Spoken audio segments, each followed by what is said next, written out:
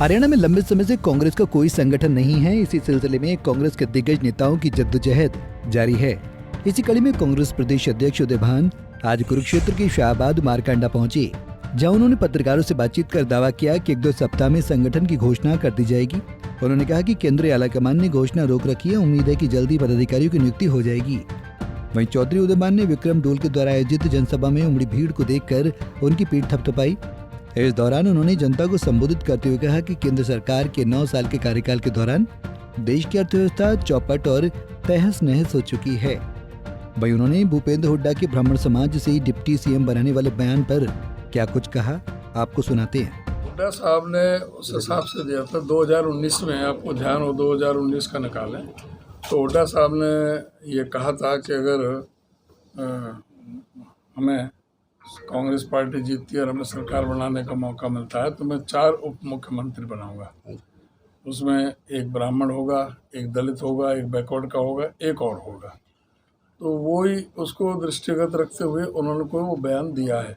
और इसके बारे में डिटेल में बता सकते हैं तो हुड्डा साहब बता सकते हैं। जहाँ तक मेरा बात है, मैंने तो उसको जो प्रक्रिया है पार्टी के अंदर, उस प्रक्रिया के बारे में बताया कि हमारे पार्टी में जो फैसले होते हैं वो इसी तरह से होते हैं कि वो पहले विधायक दल की मीटिंग होती है।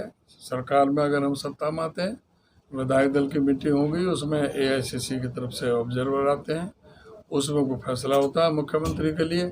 मुख्यमंत्री का फैसला होने के बाद में फिर ये डिसाइड मुख्यमंत्री परामर्श करके मुख्यमंत्री परामर्श करता है हाईकमान से और उस समय बनाए जाते हैं, चाहे वो डिप्टी सीएम हो, चाहे वो कैबिनेट मिनिस्टर हो, चाहे वो राज्य मंत्री हो, चीज़ होता है सारा। जैसे 5 राज्यों इसमें कोई उन्होंने अपने हिसाब से कहा, जो मैंने कहा है वो मेरे हिसाब से।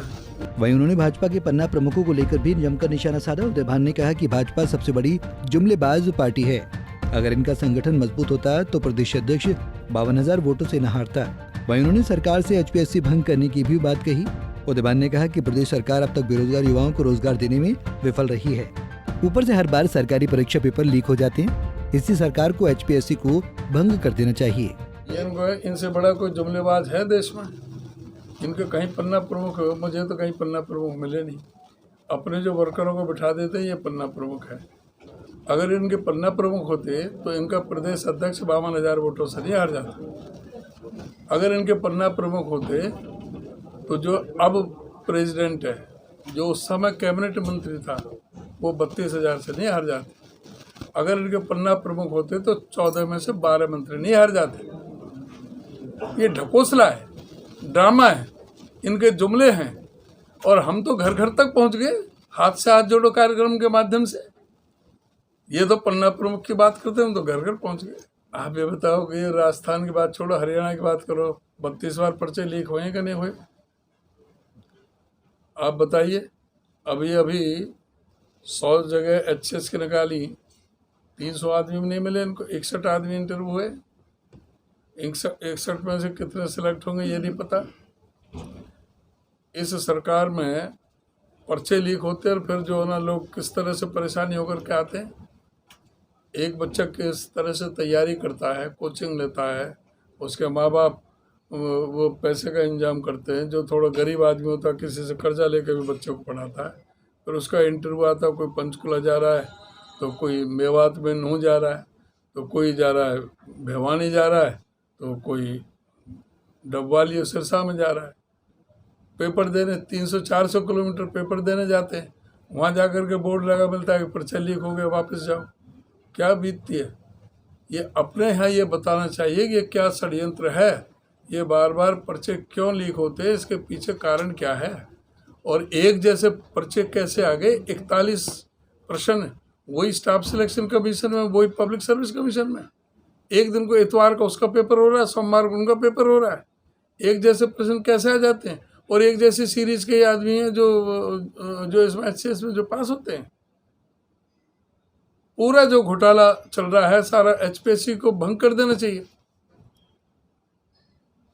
ये पूरी तरह से नौकरी देने में असफल हुए हैं। इन्होंने लोगों को मूर्ख बनाया है। जानबूझ के पर्चे लीक होते हैं, कोई षड्यंत्र है, कारण है, क्या है? अब तो प्रचार खर्चा का चल रहा है। ये पर्ची और खर्ची की बात करते थे ना, अब तो खर्चा पर्चा और खर्चा लेते हैं और वो करते हैं बस। वहीं कैबिनेट मंत्री रणजीत सिंह चौटाला द्वारा कांग्रेस को बीता युग कहने के सवाल पर उदयमान ने कहा कि रणजीत चौटाला 32 साल की मेहनत के बाद तो विधायक बन पाए। इनके सारे परिवार के सदस्य एक ही थाली के चट्टी बट्टे हैं और अब पूरा चौटाला परिवार ही बीता युग हो गया है। उसका बेचारे का नंबर 87 के बाद में तो 2019 में आया, 32 साल बाद वो एमएलए बना। 1987 में तो चौधरी देवीलाल का बेटा था, चौधरी देवीलाल की लहर थी, लहर में बन गया 87 में। उसके बाद में 2019 में लोगों की सहानुभूति मिल गई, यहाँ टिकट कट गई कांग्रेस की, तो उस लहर उसमें वो सहानुभूति लहर में वो जीत गया। 32 साल बाद तो वो बेचारा जाकर के एमएलए बना, फिर वो मंत्री बन गया, तो वो उसको इससे ज़्यादा क्या हो सकता है। वो कहता अभी बीता युग हो चुकी है ये हरियाणा में कांग्रेस। बीता युग तो इनका कैरियर ही हो गया सारा, परिवार का ही, सरकार का, इनके सारे परिवार का ही, ये सब एक ही थैली के चट्टे बट्टे सारे। वहीं उदयमान ने कहा कि कांग्रेस पार्टी हाथ से हाथ जोड़ो अभियान के तहत घर घर पहुंच चुकी है। वो दिन दूर नहीं जब पूरे प्रदेश में कांग्रेस का राज होगा। उन्होंने कहा कि 5 राज्यों में चुनाव की तारीखों के ऐलान के साथ ही राजनीतिक पारा तेजी से चढ़ने लगा है।